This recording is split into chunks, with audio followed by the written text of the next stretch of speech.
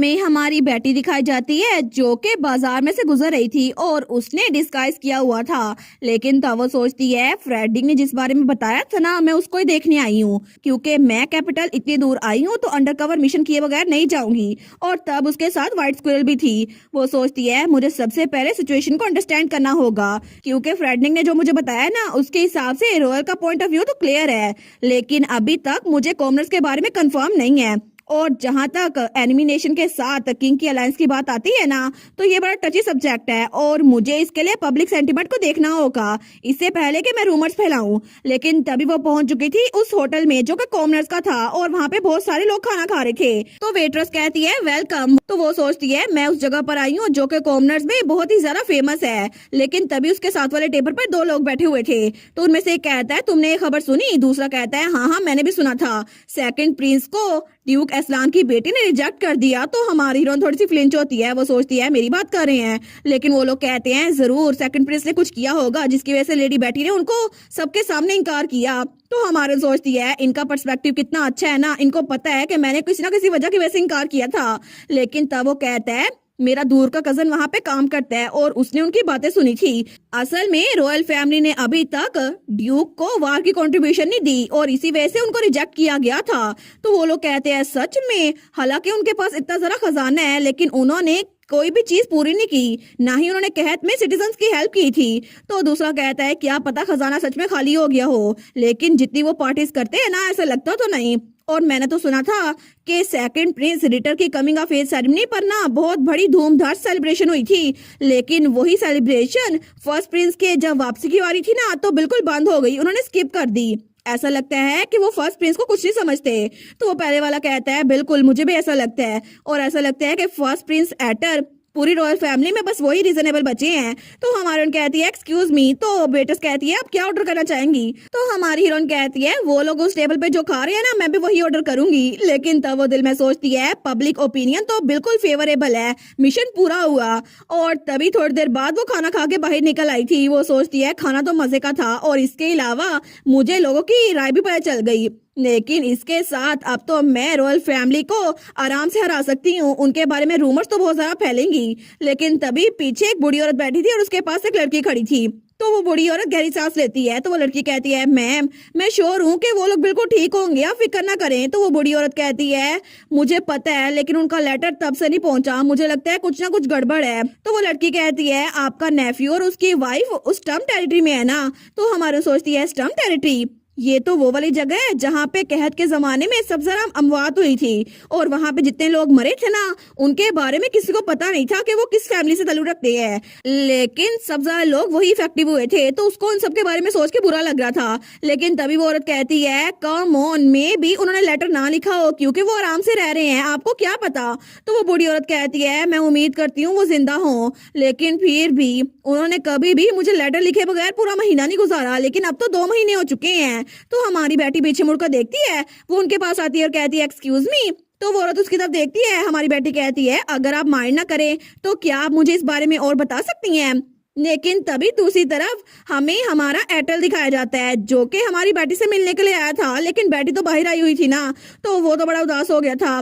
वो सोचता है मैं स्टार से मिलने के लिए आया था लेकिन आज भी वो बाहर गई हुई है और पता नहीं कितने दिन हो गए हैं जब से मैं उसके साथ था और मैंने उसके गाल पे किस किया था, लेकिन तब से वो दोबारा मुझे मिली नहीं। मैं तो उसको बहुत ही ज्यादा मिस कर रहा हूँ। लेकिन तभी वो चलते चलते रुक जाता है। वो सोचता है 1 मिनट, क्या वो मुझे जानबूझ के इग्नोर कर रही है? क्या मैंने जो किया था उससे उसको बुरा लगा था? फिर तो उसे उसी टाइम बता देना चाहिए था। लेकिन तब वो बेचारा वो सोचता है मुझे ऐसा नहीं करना चाहिए था, आखिर मैंने ऐसा क्यों किया? लेकिन तभी उसके सामने रिटर आता है। वो कहता है देखो सही यहाँ पर कौन खड़ा है, मेरा भाई एटर द ग्रेट वार हीरो, और वो तो तंज कर रहा था। लेकिन हमारा एटर कहता है रिटर आखिर तुम गेस्ट क्वार्टर्स में क्या कर रहे हो? तो रिटर कहता है आखिर मैं जो कि फ्यूचर रूलर बनूंगा तुम्हें ये बात क्यों बताऊं, तुम्हारा इसके साथ क्या ताल्लुक? लेकिन फिर भी ये बात कोई सीक्रेट नहीं है, तुम्हें बता देता हूँ, मैं यहाँ लेडी बेटी से मिलने के लिए आया हूँ। तो हमारा एटर कहता है क्या स्टार से? लेकिन वो कहता है ऐसा लगता है ये बात तुम्हें बड़ी तंग करती है क्योंकि ये तो कितना ऑब्वियस है ना कि तुम्हारे दिल में उसके लिए फीलिंग्स है। फिर भी आखिर में वो मेरी होने वाली है और फादर तो मुझे सक्सेसर बनाएंगे, तो ऐसा हो नहीं सकता कि ड्यूक असलान अपनी बेटी तुम्हें दे दें। और वैसे भी उसका तो जहेज ही बहुत ज्यादा होगा, तुम्हें पता है ना, वो तो बिल्कुल सोने के अंडे देने वाली मुर्गी की तरह है। लेकिन तभी ये बात सुनकर हमारे एटल को बहुत ही ज्यादा गुस्सा आता है और तभी वो अपनी पावर यूज करता है तो वहां पर रिटर के सामने बिजली गिरती है। लेकिन तभी रिटर नीचे गिर गया था, वो तो बस डर गया था। तो हमारा एटल तो वहीं खड़ा था। तो रिटर चिल्ला कहता है तुम पागल हो गए हो, तुम क्या कर रहे थे। तो हमारा हीरो, उसको तो और भी गुस्सा आ रहा था। तो तब वो वहां पर बारिश लाते हुए कहता है मेरी बात सुन लो रिटर, चाहे मेरे बारे में जो कुछ मर्जी कहो मुझे फर्क नहीं पड़ता। और तब उसकी तरफ हटते हुए कहता है लेकिन अगर तुमने उन्हें किसी पोजेशन की तरह ट्रीट किया तो मैं तुम्हें कभी माफ नहीं करूंगा। और तब उसे तो रिटर पे बहुत ही ज्यादा गुस्सा आया हुआ था कि उसकी हिम्मत कैसे हुई बेटी के बारे में ये बात कहने की। लेकिन तब वो ये बात कहकर खामोश हो गया था। तो रिटर को तो बड़ा गुस्सा आता है, वो कहता है क्या तुम मुझे माफ नहीं करोगे, होते कौन हो तुम मुझे माफ करने वाले, आखिर तुम अपने आप को समझते क्या हो। और ऐसा क्या हो गया कि तुम असलान फैमिली में रह कर आए और तो तुम्हारा दिमाग ठिकाने पे नहीं है, तुम मुझे यहाँ पैलेस में धमका रहे हो। तो हमारा हीरो कहता है धमका रहा हूँ। तो तब रिटर थोड़ा फ्रिंज होता है, वो कहता है मैं तो बस यहाँ पर खड़ा था जब तुम्हारे सामने अचानक से लाइटनिंग आके गिरी, ये सब मैंने तो नहीं किया, तुम्हें इस बात का कैसे पता कि ये सब मैंने किया है। लेकिन रिटर वो सोचता है क्या ये सच में इसने नहीं किया। लेकिन तब वो तो अपनी मुट्ठी बंद करते हुए सोचता है मैं कुछ साबित नहीं कर सकता। तो वो उठते हुए भागने लगता है। वो कहता है जब थ्रोन मुझे मिल गया ना तो सबसे पहले मैं तुम्हारा ये प्राइड क्रश करूंगा। और तब वहां से भागते हुए कहता है बस तुम इंतजार करो।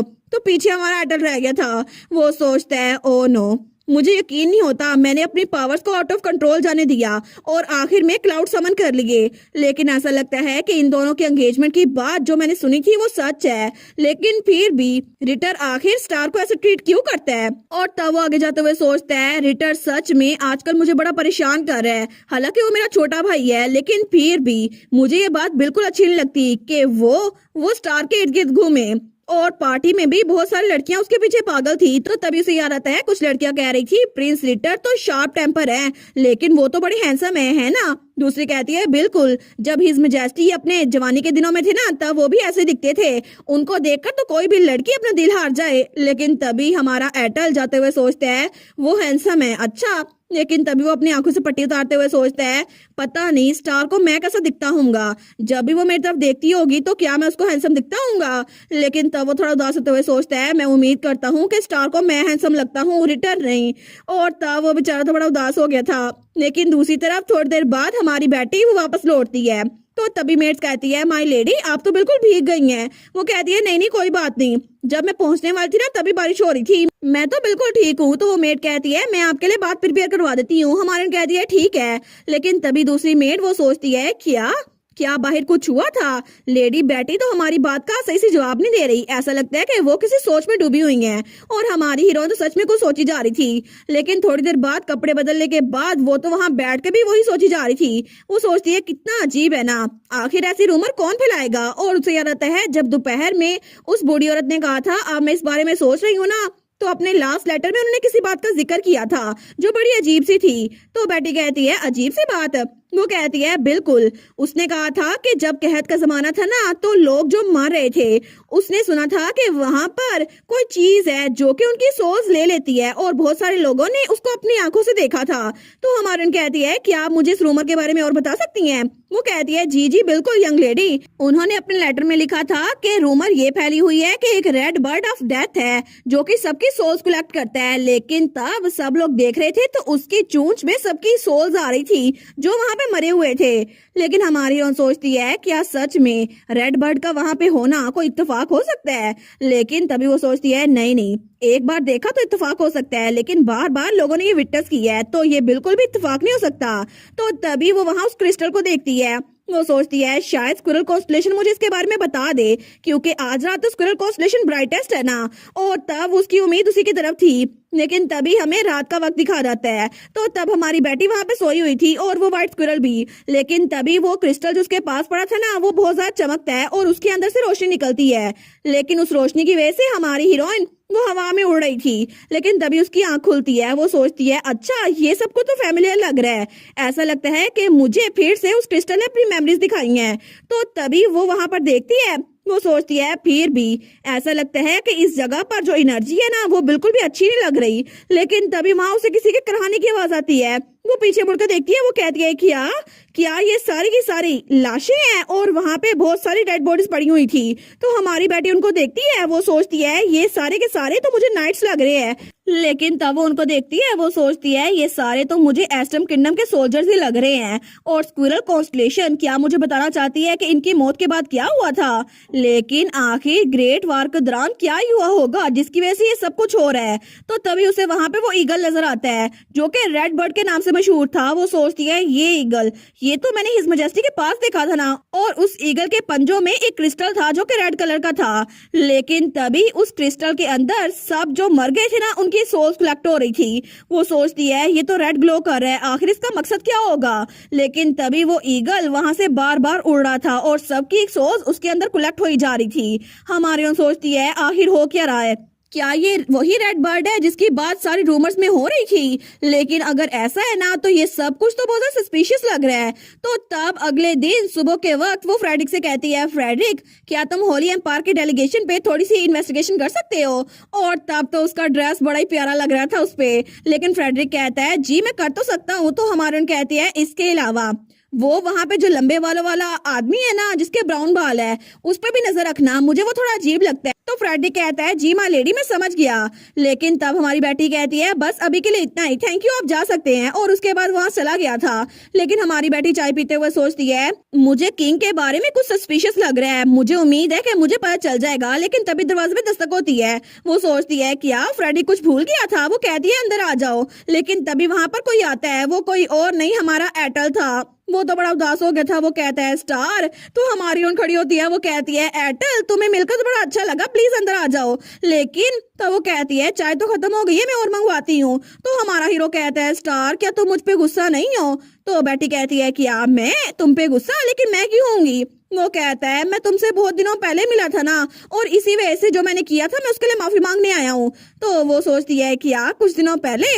लेकिन तभी उसे याद आता है कुछ दिनों पहले हुआ क्या था। तो वो फिर से ब्लश करने लग गई थी। वो कहती है अच्छा वो नहीं नहीं तुम्हें उसके लिए माफी मांगने की जरूरत नहीं है क्योंकि मैंने असल में उस चीज को इतना माइंड नहीं किया था। लेकिन उसकी ये बात सुनकर एटल तो बड़ा खुश हो गया था और उसके बालों से फिर से हार्ट बन गया था। वो कहता है सच्ची। लेकिन तब उसके पास आकर कहता है थैंक गुडनेस, मुझे लगा तुम उसकी वजह से मुझे अवॉइड कर रही हो। वो कहती है मैं तुम्हें अवॉइड क्यों करूंगी। लेकिन तब वो बिल्कुल उसके पास आ गया था। वो कहता है चलो अच्छा हुआ, मुझे लगता था कि यही वजह है लेकिन अच्छा हुआ ये वजह नहीं है। लेकिन हमारी हीरोइन का दिल तो फिर से धड़क रहा था। वो सोचती है इसका फेस तो बहुत ज्यादा क्लोज है।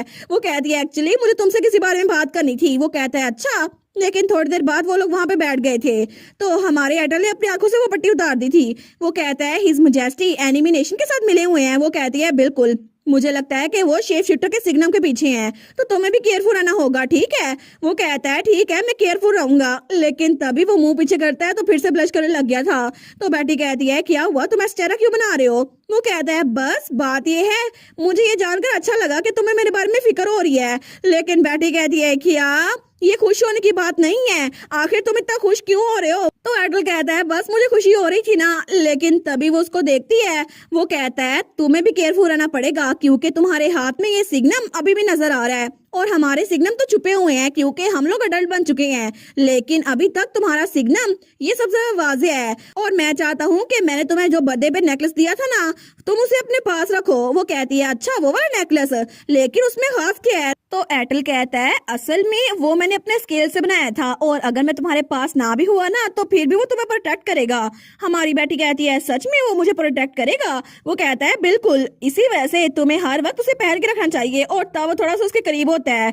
लेकिन तभी हमारा एटल उसको बड़े प्यार से देख रहा था। तो बेटी बेचारी तो ब्लश किए जा रही थी, उसका दिल तो धड़की जा रहा था। वो सोचती है ये इतना करीब होकर क्या कर रहा है, ये तो बहुत ज्यादा करीब है। लेकिन तब वो सोचती है एटल ने उस दिन कहा था अगर तुम्हें मेरी फीलिंग्स का पता चल गया है तो क्या इसके बाद मैं तुम्हें और करीब होके जान सकता हूँ। लेकिन तब वो सोचती है ये तो मेरे बहुत ज्यादा क्लोज है, क्या इतनी जल्दी। लेकिन तभी एटल थोड़ा आगे होता है, उसे किस करने लगता है। वो सोचती है फिर भी जब तक ये एटल है ना तब तक मुझे कोई मसला नहीं है। लेकिन तभी दरवाजे पे दस्तक होती है तो मेड कहती है माय लेडी मैं अंदर आ सकती हूँ। तो वो बेचारी थोड़ा पीछे हो गई थी। वो कहती है बिल्कुल अंदर आ जाओ।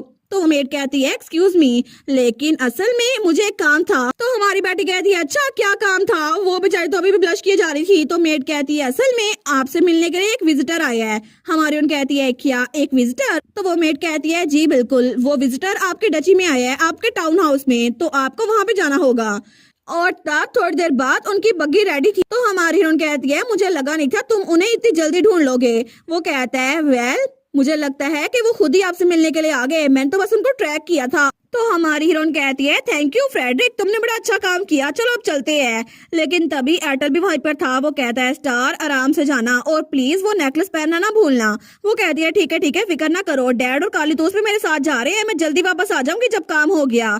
लेकिन तब वो आगे बढ़ते हुए कहती है तुम्हें भी केयरफुल रहना होगा, तुम जानते हो ना कि किंग शेप शिफ्टर के पीछे है और तुम तो इतने ज्यादा स्ट्रोंग हो तो तुम भी खतरे में होगे। लेकिन तब वो कहती है मुझसे प्रॉमिस करो ना कि तुम सेफ रहोगे। तो एयरटेल बेचारा बड़ा उदास हो गया था। वो कहता है लेकिन स्टार तुम भी तो एक शेप शिफ्टर हो ना, और तुम्हारे हाथ में ये सिग्नम, सबको पता है कि तुम्हारा सिग्नम कितना इंपॉर्टेंट है, लेकिन फिर भी मैं तुम्हारे बारे में फिक्रमंद हूँ। और तभी उसका हाथ पकड़ता है और उसके हाथ पे किस करता है।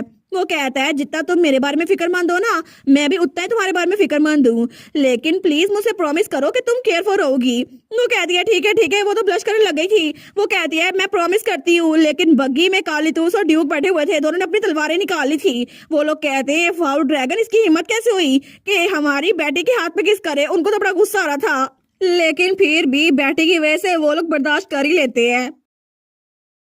और इसी के साथ ये वाला पार्ट यहीं पर ख़त्म। तो आप लोग बताइएगा आप लोग को ये पार्ट कैसा लगा, और वीडियो को लाइक और चैनल को सब्सक्राइब लाजमी कीजिएगा। बाकी वीडियोस का लिंक भी स्क्रीन पर नज़र आ रहा होगा, तो काइंडली उनको भी चेकआउट कर लें। और thank you so much for watching my videos. Stay safe, bye bye.